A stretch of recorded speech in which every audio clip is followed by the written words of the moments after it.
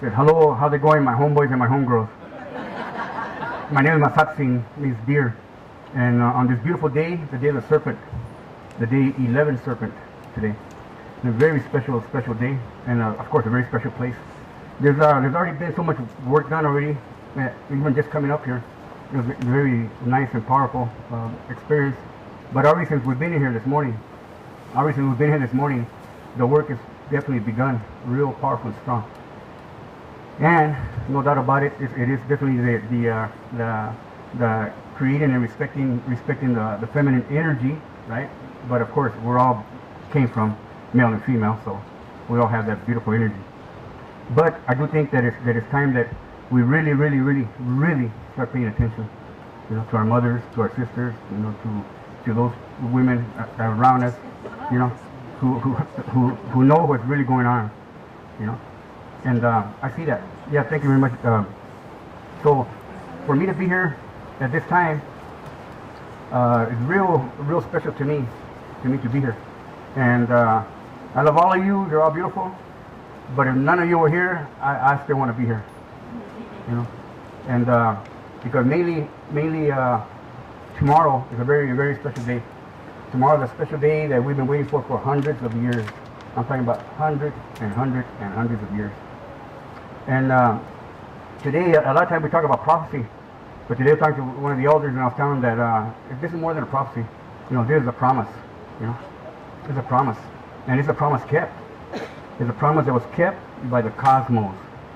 In other words, our grandfathers told us hundreds of years ago that one day the sun would shine on us again.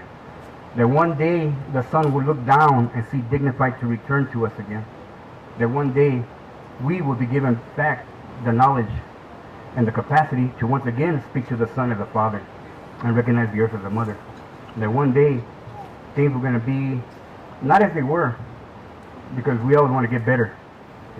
But that one day it would be possible once again to walk around like human beings. And I think that's a big mistake that we made in these many years.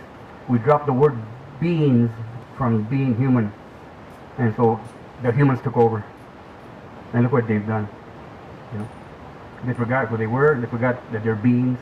They forgot they were eagles. They forgot that they were, even hummingbirds. They forgot that they were all these beautiful things that we've been recognizing. And some of us here have had that experience, and so we get an idea who we are. One time I said, was I dreaming that I was running and I turned into a butterfly, or was a butterfly running after me, talking to me? And then he woke up thinking that he was a man, but when he woke up he realized he was a butterfly too. So in other words, I don't know if I'm in this dream. I know I'm not in there by myself, that's for sure. But I thought I was in a dream, and I thought I was dreaming my dream. And one time when I had such a beautiful dream that it was, I always say it's too beautiful that I can't remember it. Although I know that it was such a beautiful dream. But then when I tried to wake up in that dream, the words that I heard was, what are you doing? Why are you struggling? Why are you moving like that? And I said, because I want to wake up. I want to stop dreaming. I want to wake up now from my dream. But then the word said, what do you mean your dream? This is not your dream. You are the dream. They go, you are the dream. You're the dream of your grandfathers. So until you fulfill that dream, then maybe you can have your own dream. And then I woke up right away and I was really felt bad, because I said, wow, that means that my son can't have his dream either until I fulfill my dream, my grandfather's dream. So I don't think it was fair, that we can, tell our children that they can dream, not really tell them and know it. But so as I see that what's going on at this moment and the time that we're coming to on this day's serpent, on this calendar system, the one in the center, everybody knows that, and a lot of times they call it the Mayan calendar.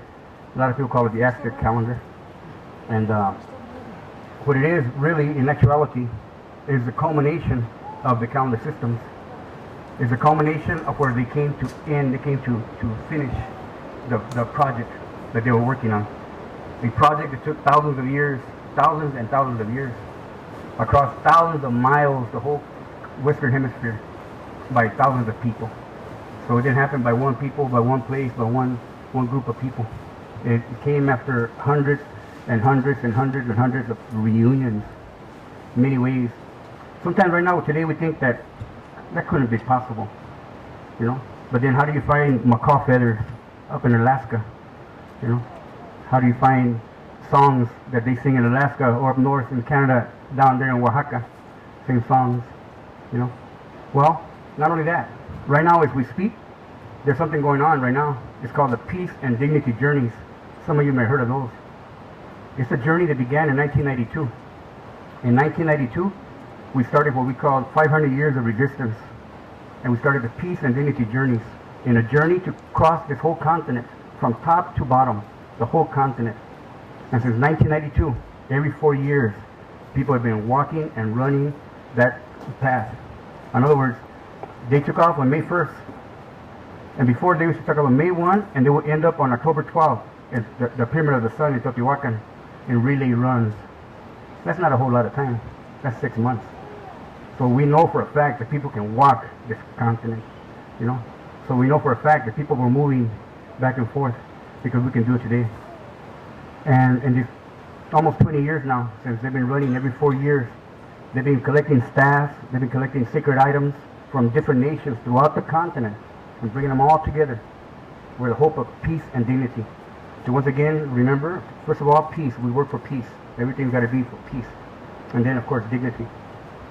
But the dignity can only come when we recognize each other. We recognize each other as ourselves. And that's why this run across this continent, trying to reunite the fire underneath everybody throughout the continent. Now, in 500 years, we have never been this close to our culture and to our traditions and to our ways of life. In 500 years, we've never heard so many drums throughout the continent on a daily basis.